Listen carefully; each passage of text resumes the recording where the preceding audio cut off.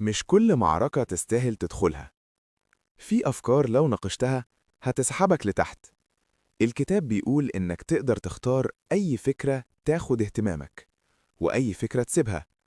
السلام الداخلي مش معناه إن دماغك تسكت، لكن إنك ما تمشيش ورا كل صوت. أنت القائد، مش الفكرة. تخيل إن دماغك بتعرض عليك اقتراحات، مش أوامر. ممكن تقول شكراً، مش هاخد الاقتراح ده. مع الوقت هتحس إن الصوت بيضعف لإنك بطلت تديله سلطة. يمكن طول عمرك كنت فاكر إنك لازم تصلح كل فكرة، لكن أحياناً أكبر شجاعة إنك تتجاهلها.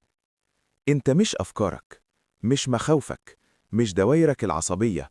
أنت الوعي اللي بيلاحظ كل ده.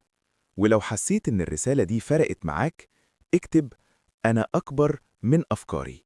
اشترك في القناة عشان نكمل وعي سوا، وما تنسوش تصلوا على النبي صلى الله عليه وسلم.